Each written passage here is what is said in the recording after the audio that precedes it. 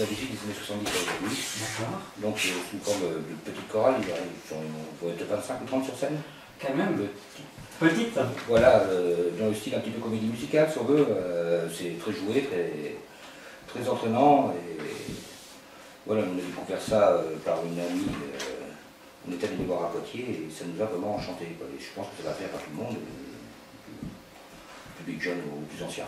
Donc vous commencez très fort en fanfare. Hein. On commence en fanfare en plastique un petit peu explosif, puisque plastique c'est qui est classé comme un fameux explosif justement. D'accord. Ensuite, c'est Transbal Express. Qui sont-ils pour les personnes qui ne connaissent pas? Transbal Express, c'est un groupe de 7 qui sont sur scène et ils nous emmènent dans tous les trains, ou dans les trains célèbres. Ils nous emmènent en Europe de l'Est, en Orient, Moyen-Orient, et à chaque fois qu'ils nous font un titre, ça représente le folklore du pays qu'on visite.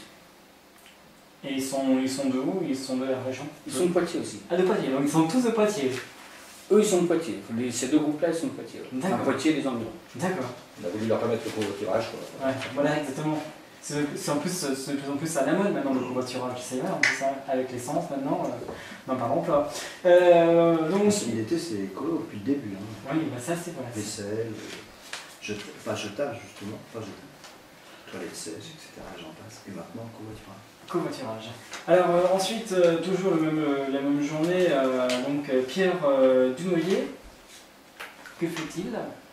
Alors Pierre, on l'a rencontré l'année dernière, hein, pour ceux qui sont venus à la fête de l'été à Marseille, ça a été une belle surprise. Pierre est quelqu'un qui habite le canton d'à côté, il habite Ardillères. Et c'est lui qui est un peu responsable d'ailleurs du festival du cerf-volant de Châtel-Aillon.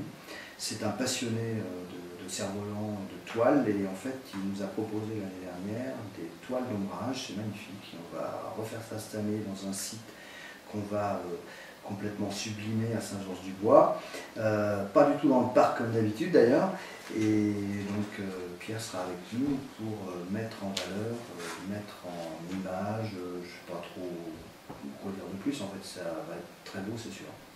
Et pour finir cette soirée, on finit avec Cécile Mousset. Cécile Mousset. Cécile Mousset. C'est une artiste dont on a entendu parler par l'association La Ronde de Juron-Hamel.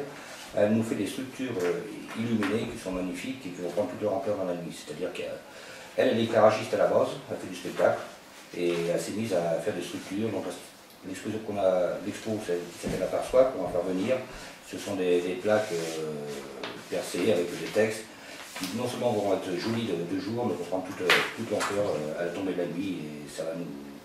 150-200 mètres carrés, ça va nous faire voyager, voilà, exactement, chercher mes mots. Merci Philippe. Donc ça, ne pas rater, donc le 23 juin, du côté de Saint-Georges-du-Bois, oui. Ah oui, il y a une autre vedette, enfin, à cette vedette, tiens, ça fait longtemps que je peux utiliser ce terme à cette soirée, c'est qu'on va inaugurer deux choses en fait. La première, c'est on a, suite à une météo un peu difficile l'été dernier, on a pris la décision cette année d'assurer un peu plus sur la partie artistique et d'être certain de pouvoir accueillir les groupes dans toutes conditions, si bien qu'on se fabrique actuellement avec la Freinet, ceux qui fabriquent les yourtes là, dans le Marais, à Arcet. On est en train de fabriquer un magnifique demi-chapiteau couverture de scène. C'est d'ailleurs pour les gens vont le découvrir déjà dans notre affiche, puisque c'est la robe de la jeune femme, c'est justement ce futur chapiteau. Voilà, ça c'est la première chose qu'on va inaugurer à cette occasion. Et la deuxième chose, c'est le bus du soleil.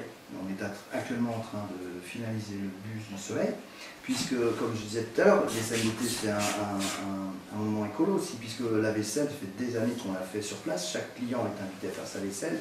Et les bénévoles du CAC, enfin de l'association, l'année dernière ont vérifié qu'au fond, les gens adhéreraient plus si l'eau était chaude. Eh bien, nous allons chauffer l'eau. Tout simplement avec le soleil. Il y a tout un système actuellement qui est en train d'être mis en place sur le bus, très sérieux, puisqu'on fait ça avec Défi Énergie 17, mais aussi la Maison du Soleil, des bénévoles, dont d'ailleurs des gens du voyage, puisque ça peut les intéresser aussi pour le caravane. Donc en fait, il va y avoir une eau chauffée au soleil et la production électrique, puisqu'il y aura aussi la mise en œuvre de panneaux photovoltaïques. Ça va être aussi un moment important. Que des nouveautés. Absolument, cette année, il y a plein de nouveautés. Alors donc on va commencer bien sûr à parler de ce festival, le festival Scène d'été. Alors la première date c'est le 5 juillet et là vous recevez la compagnie Bougre les Philharmoniques Weinstrass, c'est ça, d'art de la rue. Weinstrass, oui, ce sont une compagnie donc, de 5 personnes, 3 chanteuses avec une chef de chœur qui se propose en fait de promouvoir la musique classique, elle en a besoin. Et c'est vrai que ça part un peu, en dérision. C'est un très très chouette spectacle vu. Hein. Tous les spectacles au Scène d'été, on les a tous vus. Donc ce spectacle-là va engager d'entrée les Scènes d'été dans la dérision, c'est plein d'humour, c'est plein de finesse et évidemment avec des artistes complets c'est d'excellentes chanteuses et musiciennes. Et puis deux acolytes très surprenants. Donc à ne pas rater, c'est le 5 juillet du côté de Samar. Du côté de Samar. La semaine